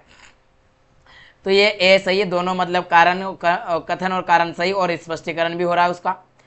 निम्नलिखित में से कौन सा मेघालय में हाल ही में पहचानी गई सांप मुखी मछली की प्रजाति चना नाची के बारे में सत्य है? तो चना नाची जो है ब्रह्मपुत्र नदी प्रणाली में पाई गई और इसका रंग गहरा भूरा होता है। चना नाची का आवास सिमसांग नदी में एक उथली धारा है जिसमें रेत, पत्ते और कंकड़ होते हैं। चना नाची का शरीर सुनहरे रंग का होता है जिसमें हरे मार्बलिंग होते हैं और इसका जो नाम है स्थानीय नदी के नाम पर रखा गया है।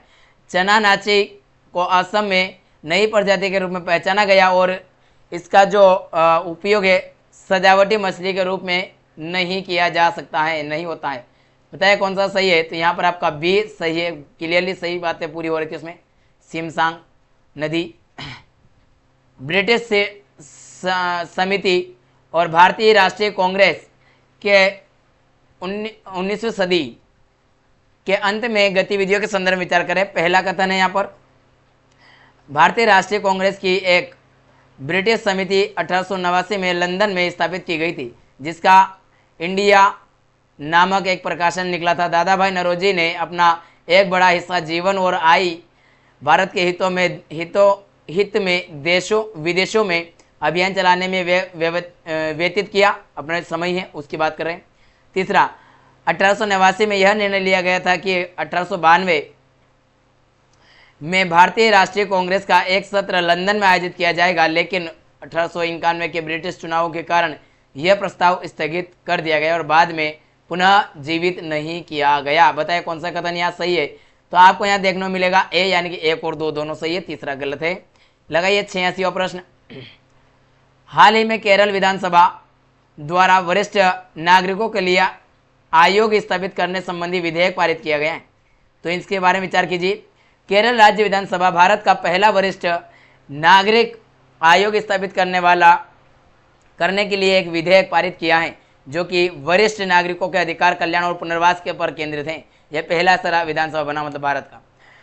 केरल में 60 वर्ष और उससे अधिक आयु के लोगों का प्रतिशत भारत में सबसे अधिक है, जिसमें 15% बुजुर्ग और 80 वर्ष से अधिक की आयु के है। जरा सोचने वाली बात है अगर ये सब बात है तो, क्योंकि आप देखते हैं केरल से लिटरेसी में आगे चल रहा है ए, यानी कि बात सही है बिल्कुल, याद रखिए। मतलब गलत है वैसे तो, 15% है यहाँ, कितना बोला 15% और 18 वर्ष के ऊपर की है जो सबसे तेज उम्र की है, याद रखिएगा। आगे बढ़ते हैं, पेरिस समझौते के ऊपर बात कीजिए। पेरिस समझौते के तहत वैश्विक स्टॉक टेक प्रक्रिया के संदर्भ में निम्नलिखित कथनों पर विचार कीजिए। यह पहला वैश्विक स्टॉक जो टेक है COP 28 दुबई में आयोजित हुई, दिसंबर 2023 में पूरा हुआ और इसने पाया कि वैश्विक प्रयास 1.5 डिग्री सेल्सियस तक तापमान वृद्धि को सीमित करने के लिए ट्रैक पर है। वैश्विक स्टॉक टेक देशों की जलवायु शमन, अनुकूलन और वित्तीय प्रतिबद्धताओं को पूरा करने में प्रगति का मूल्यांकन करता है। बताइए कौन सा कथन यहाँ सही दिया गया है? तो यह जो है आपका बी करेक्ट है। बताइए जरा अगला प्रश्न, भारतीय संविधान के अनुच्छेद 257 के संदर्भ में निम्नलिखित कथनों पर विचार करें। अनुच्छेद 257 केंद्र सरकार को राज्य को निर्देश देने का अधिकार देता है, यदि आवश्यक हो तो अपने कर्तव्यों के निर्वाह के लिए। अनुच्छेद 257(2) कहता है केंद्र सरकार को राज्य को ऐसे संचार साधनों के निर्माण और रखरखाव के संबंध में निर्देश देने की अनुमति देता है जिन्हें राष्ट्रीय या सैन्य महत्व का घोषित किया गया हो। तो यहाँ पर आपका सी दोनों ही कथन सही है, याद रखिएगा। हेनली पासवर्ड इंडेक्स भारत 2025 के संदर्भ में विचार कीजिए। जो यह इंडेक्स है, इंडेक्स देशों को इस आधार पर रैंकिंग करता है कि उनके नागरिक कितने देशों में बिना वीज़ा की यात्रा कर सकते हैं। हेनली पासवर्ड जो इंडेक्स है 2025 में भारत की रैंकिंग 2024 की तुलना में सुधरी है, 85वें स्थान पर पहुंच गई है। हेनली पासवर्ड इंडेक्स 2025 में सिंगापुर पहले स्थान पर है, जिसके पासपोर्ट से 195 देशों में वीज़ा मुक्त प्रवेश को मिल सकता है। बताएं कौन सा कथन सही है? तो यहाँ पर आपका डी परफेक्ट है, 1 और 3 सही है। याद रखिएगा, भारत भारत के बारे में 85वें स्थान पर, ये जो 80 से 85 गिर कर गई है, नीचे खिसक गई है, ना कि सुधार हुआ है, गिरावट हुई है। भारत और मालदीव के बारे में, भारत मालदीव संबंध जो अभी चर्चा में हुए थे, और कोलंबो सुरक्षा सम्मेलन CSC के संदर्भ में विचार कीजिए। भारत ने ग्रेटर माले कनेक्टिविटी प्रोजेक्ट के लिए मालदीव को 100 मिलियन अमेरिकी डॉलर की नई क्रेडिट लाइन प्रदान की है, जिसका उद्देश्य माले को पास के द्वीपों जैसे कि विलिंग गिली, गुली फालहू और थिलाफुशी से जोड़ना है। ये द्वीपों का नाम है, वहाँ के जो द्वीप है उन द्वीपों का नाम है। मालदीव कोलंबो सुरक्षा सम्मेलन का सदस्य नहीं है, जो भारत द्वारा शुरू किया गया एक क्षेत्रीय सुरक्षा समूह है। बताएं कौन सा कथन यहाँ पर सही है। तो यहाँ पर आपको बता दें ए सही है, दूसरा गलत है। इसका सदस्य है, ऐसा नहीं कि नहीं है। लगाइए 91वां प्रश्न। सूफी कविता में क्षेत्रीय भाषाओं की भूमिका के संदर्भ में निम्नलिखित कथनों पर विचार करें। सूफी संतों ने फारसी, हिंदी, पंजाबी, सिंधी, बंगाली जैसी क्षेत्रीय भाषाओं का उपयोग कविताओं रचने के लिए किया, जिससे उनके विचार आम जनता में फैल गए।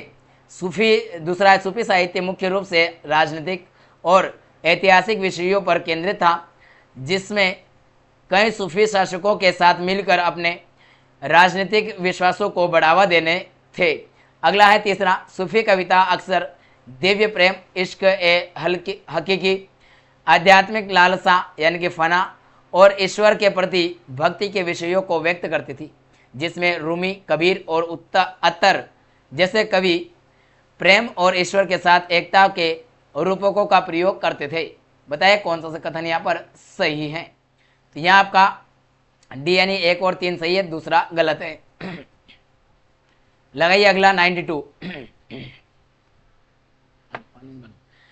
RBI के मूल्यहुंतर.ai जो एक मॉडल है उसकी बात कर रहे हैं, का उद्देश्य क्या है। बैंकिंग क्षेत्र में वित्तीय समावेश को बढ़ावा देना, वित्तीय धोखाधड़ी के उपयोग किए जाने के वाले म्यूल बैंक खाते में जो मूल बैंक खातों के मुद्दों को संबोधित करना। तो बी विकल्प क्लियर है, याद रखिएगा। AI का उपयोग करना धोखाधड़ी से रोकने के लिए।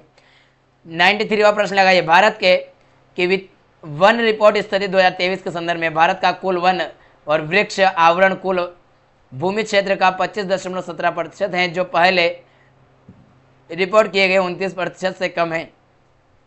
हाल के वर्षों में वन और वृक्ष आवरण में वृद्धि मुख्य रूप से प्राकृतिक वन पुनर्जनन के कारण हुआ है। बताइए कौन सा कथन यहाँ सही है, के कारण हुआ ऐसा। तो ये जो है आपका ए सही है, दूसरा गलत है, याद रखना। 94, संयुक्त राष्ट्र समर्थित जिम्मेदार निवेश के सिद्धांत द्वारा शुरू की गई स्प्रिंग पहल का मुख्य उद्देश्य क्या है। 2030 तक शहरी क्षेत्रों में नवीकरणीय ऊर्जा के उपयोग को बढ़ावा देना। 2030 तक कारपोरेट और राजनीतिक भागीदारी के माध्यम से प्रकृति के नुकसान को रोकना और या उलटना। 2030 तक प्रमुख उद्योगों में कार्बन उत्सर्जन को कम करना। 2030 तक वैश्विक स्तर पर वनों की कटाई को समाप्त करना। बताइए कौन सा कथन सही है। तो आपको यहाँ पर देखने मिलेगा बी। चलिए आगे बढ़ें। अगला प्रश्न 95, भारत में डच उपस्थिति के संदर्भ में निम्नलिखित कथनों पर विचार करें।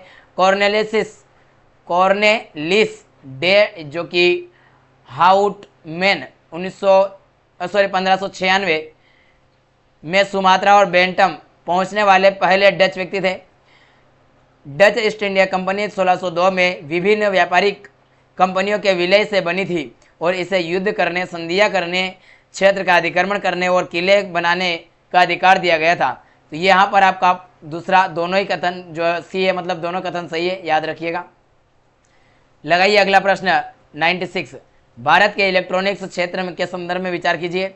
भारत में इलेक्ट्रॉनिक सामान का घरेलू उत्पादन फाइनेंशियल ईयर 15 से 2024 तक 17.5% की CAGR से बढ़ा है, उसका बढ़ोतरी देखी गई। ऐसा कहना मतलब भारत अब अपने मोबाइल फ़ोन का 99% आयात करता है, क्योंकि घरेलू उत्पादन मांग को पूरा करने के लिए पर्याप्त नहीं है। भारत के इलेक्ट्रॉनिक्स क्षेत्र की वृद्धि के प्रमुख चालक हैं बड़ा घरेलू बाजार, कुशल प्रतिभा और सस्ती श्रम शक्ति। बताया कौन सा कथन जो कि सही है। तो यहाँ पर आपका डी यानी कि 1 और 3 है, दूसरा गलत है, क्योंकि भारत 99% आयात पर अगर निर्भर रहेगा तो फिर कैसे चलेगा। 75% 5G सक्षम मॉडल है हमारे यहाँ पर। लगाइए जलाल उद दिन खिलजी के संदर्भ में निम्नलिखित कथनों पर विचार कीजिए। उन्होंने खिलजी वंश की स्थापना की और 1290 से 1320 तक दिल्ली सल्तनत पर शासन किया। जलाल उद दिन खिलजी अपने कड़े दंडों के लिए प्रसिद्ध थे, खासकर उन लोगों के लिए जिनके खिलाफ उनके खिलाफ बगावत करते थे। उन्होंने सफलतापूर्वक मंगोल आक्रमण को रोका और मंगोलों को इस्लाम स्वीकार करने के बाद भारत में बसने की अनुमति दी। जलाल उद दिन खिलजी की हत्या कर उनके भतीजे अली गुरशब ने की, जो बाद में सुल्तान अलाउद्दीन खिलजी बने। बताइए कौन सा कथन यहाँ सही है, जल्दी जवाब दीजिए। तो यहाँ पर आपको बी यानी कि 1, 3 और 4 सही है, याद रखना 1, 3 और 4 सही है, दूसरा गलत है। 98वां प्रश्न लगाए, निम्नलिखित कथनों पर विचार करें। कथन दिया गया है प्रधानमंत्री श्रम योगी मानधन योजना का स्वैच्छिक और योगदानात्मक पेंशन योजना है, जिसका उद्देश्य उन असंगठित श्रमिकों को वृद्धावस्था सुरक्षा और सामाजिक सुरक्षा प्रदान करना है जिनकी मासिक आय 15,000 या उससे कम है। और रीज़न देखें, अगर यह योजना जो 60 वर्ष की आयु के बाद न्यूनतम सुनिश्चित मासिक पेंशन जो 3,000 की गारंटी देती है और लाभार्थी की मृत्यु होने पर परिवार के सदस्य को पेंशन देने का प्रावधान भी करती है। बताइए कौन सा कथन सही है, जरा जल्दी से। तो ये जो है आपका यहाँ पर ए सही है, जो कथन और कारण दोनों सही है और व्याख्या भी कर रहा है। लगाइए 99वां प्रश्न जल्दी फास्ट। जो कथन दिया गया है कि चालुक्य काल में महिलाओं और खासकर राज परिवार की महिलाओं को उचित सम्मान दिया जाता था और विजय भट्टरिका जैसी कुछ महिलाएं रीजेंट के रूप में प्रभावी रूप से शासन करती थी। बादामी, वेगी और कल्याणी के चालुक्य अपने प्रगतिशील सामाजिक ढांचे के लिए जाने जाते थे, जहां महिला को महत्वपूर्ण स्थान प्राप्त था और इतिहास में महिला शासकों की उपस्थिति इसका उदाहरण है। बताइए कौन सा कथन और कारण सही है कि नहीं है। तो यहाँ पर आपको ए यानी कि कथन और कारण दोनों सही, और कारण जो कथन की व्याख्या भी कर रहा है। लगाइए 100 क्वेश्चन।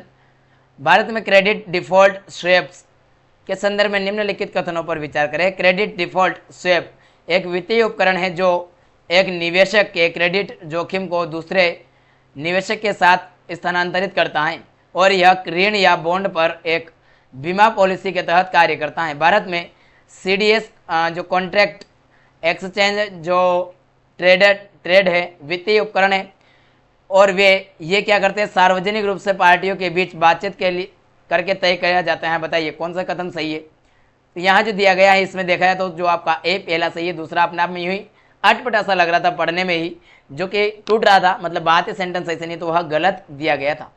चलिए अगले प्रश्न की ओर बढ़ते हैं। 101वां प्रश्न के लिए तैयार हो जाइए आप सभी। लगाइए 101वां प्रश्न जल्दी फास्ट। 101वां प्रश्न क्या कह रहा है, निम्नलिखित में से कौन सा कथन डाइटर्स और उनके पारिस्थितिक प्रभावों का सबसे अच्छा वर्णन करता है। डाइटस एक सूक्ष्म कवक हैं जो मीथेन उत्पन्न करते हैं जिससे ग्लोबल वार्मिंग होती है। बी, डाइटस एक कोशिकीय जीव है जो कि सल्फर डाइऑक्साइड छोड़ते हैं जिससे समुद्री पारिस्थितिकी तंत्र प्रभावित होता है।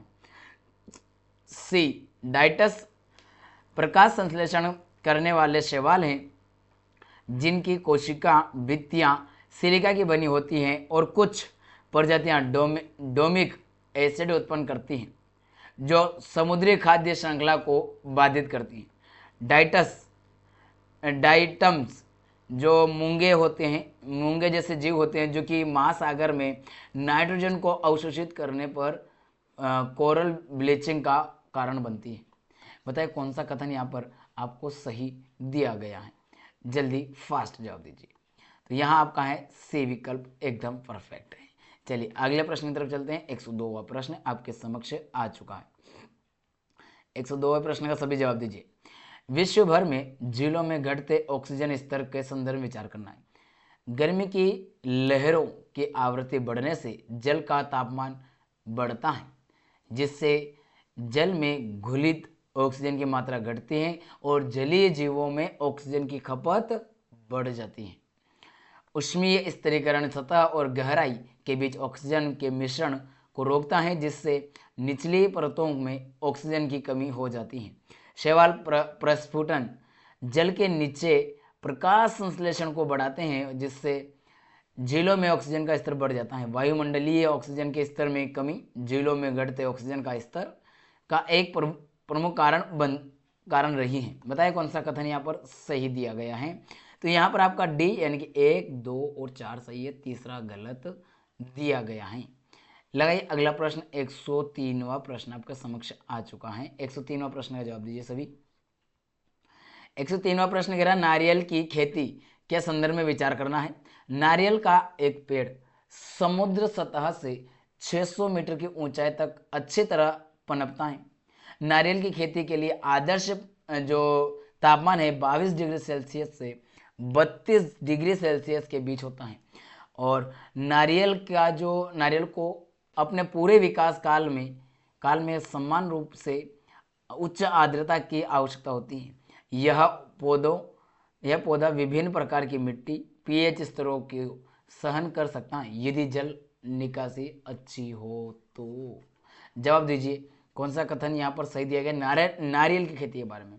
तो आपका ए है 1, 2 और 4, तीसरा गलत दिया गया है। देखिए कथन 1 600 मीटर ऊंचाई तक अच्छी तरह उगता है। आदर्श तापमान 22 से 32 डिग्री सेल्सियस के बीच में होना चाहिए। पूरे साल की बात कीजिए, पूरे साल बहुत ज़्यादा आर्द्रता ठीक नहीं होती, ये गलत बात है। हो ही नहीं सकती एक समान, कहाँ से होगी। कई प्रकार की मिट्टी जैसे इसका जो मान है इसके अंदर भी ये पनप सकते हैं। 104वां प्रश्न लगाए सभी जल्दी। आर्कटिक टुंड्रा बायोम के संदर्भ में विचार कीजिए। यह परमाफ्रॉस्ट और निम्न तापमान द्वारा चिन्हित होता है, जो कि सूक्ष्म गतिविधि को धीमा कर देते हैं और मिट्टी में संग्रहित जैविक पदार्थों को जमा कर देते हैं। छोटे विकास काल और अत्यधिक ठंड के कारण यह बायोम बड़े कोणधारी वृक्ष को क्या करते हैं, समर्थन देता है, जो कि ठंडे जलवायु में अनुकूलित होते हैं। परमाफ्रॉस्ट में पिघलने से जैविक पदार्थों का अपघटन होता है, जिससे मीथेन और कार्बन डाइऑक्साइड निकलते हैं, जो ग्लोबल वार्मिंग में योगदान करते हैं। बताया कौन सा से जो कथन दिए गए हैं वह सही है। यहाँ पर सी यानी कि 1 और 3 एकदम परफेक्ट हैं। चलिए आगे बढ़िए और आगे की तरफ देखते हैं हम। 105वां प्रश्न। पारिस्थितिकी तंत्र सेवाओं के संदर्भ में विचार कीजिए। प्रावधान सेवाएं अप्रत्यक्ष पारिस्थितिकीय कार्यों जैसे कि पोषक तत्व चक्रण और मृदा का निर्माण को संदर्भित करती हैं, जो अन्य पारिस्थितिकी सेवाओं का समर्थन करती हैं। सेवाओं का विनियमन में जलवायु नियंत्रण, जल शुद्धिकरण और परागण जैसी लाभकारी सेवाएं शामिल होती हैं, जो पारिस्थितिक तंत्र स्वाभाविक रूप से प्रदान करती हैं। बताए कौन सा से जो कथन दिया गया है वह सही है। तो आपका यहाँ पर है बी यानी कि दूसरा सही है। लगाइए अगला प्रश्न। 106वां प्रश्न आपके समक्ष है। निम्नलिखित में से कौन सी प्रजाति अपने प्राकृतिक आवास या भौतिक क्षेत्र के साथ सही मेल खाती है। पर्पल जो फ्रॉक पूर्वी हिमालय, कोओला यानी कि दक्षिण पूर्वी ऑस्ट्रेलिया, इसका नाम mountain gorilla Amazon basin, koala तो ये पश्चिमी घाट भारत। बताइए कहाँ पर कौन सी तरह की है जो प्राकृतिक आवास प्रजातियों के लिए और उनका भौगोलिक क्षेत्र। तो यहाँ पर बी विकल्प में सही दिया है, कोला दक्षिण पूर्व और पूर्वी ऑस्ट्रेलिया में पाया जाता है। ठीक है। और इसके बाद देखिए बैंगनी मेंढक जो है ना, ये जो पाया जाता है भारत के पश्चिमी घाट में। चलिए आगे देखिए 107वां प्रश्न। गुजरात के कच्छ जिले के गुनेरी गांव में स्थित अंतर्देशीय मैंग्रोव वन के संदर्भ में निम्नलिखित कथनों पर विचार करें। पहला, गुनेरी गुजरात का पहला स्थल है जिसे जैविक विविधता अधिनियम 2002 के तहत जैव विविधता धरोहर स्थल के रूप में अधिसूचित किया गया है। गुनेरी जैसे अंतर्देशीय मैंग्रोव स्थल अत्यंत दुर्लभ हैं और वैश्विक स्तर पर ऐसी कुछ ही साइटें रिपोर्ट की गई हैं। बताए कौन सा कथन यहाँ पर आपका सही दिया गया है। तो यहाँ आपका सी दोनों ही सही दिए गए हैं। चलिए आगे की तरफ देखते हैं। अगला 108वां प्रश्न।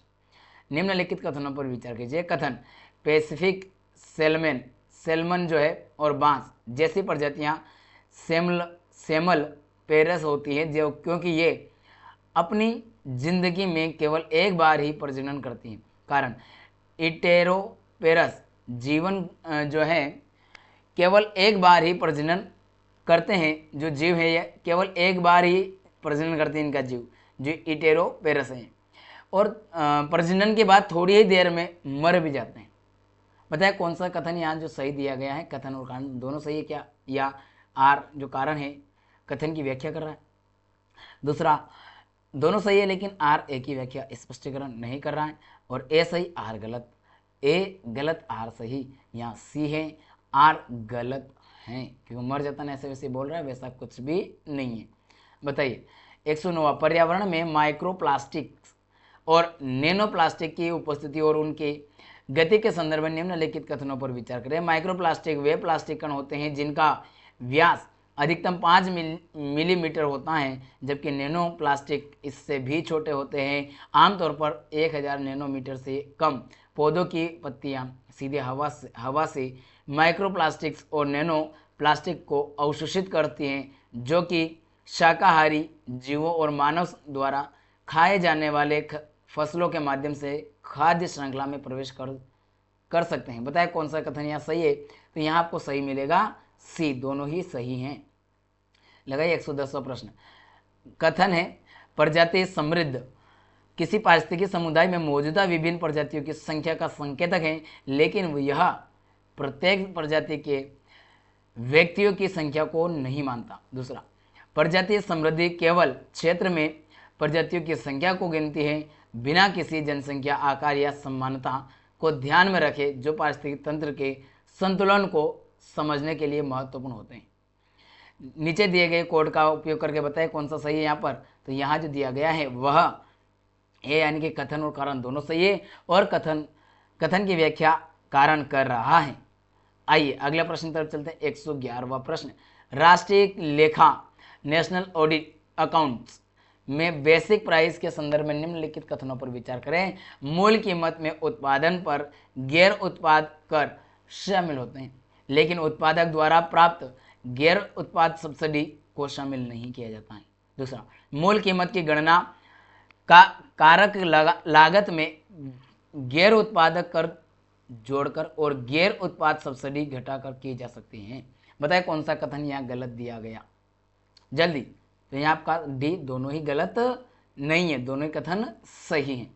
लगाइए 112वां, भारत में वर्चुअल डिजिटल एसेट्स के संदर्भ में निम्नलिखित कथनों पर विचार करें।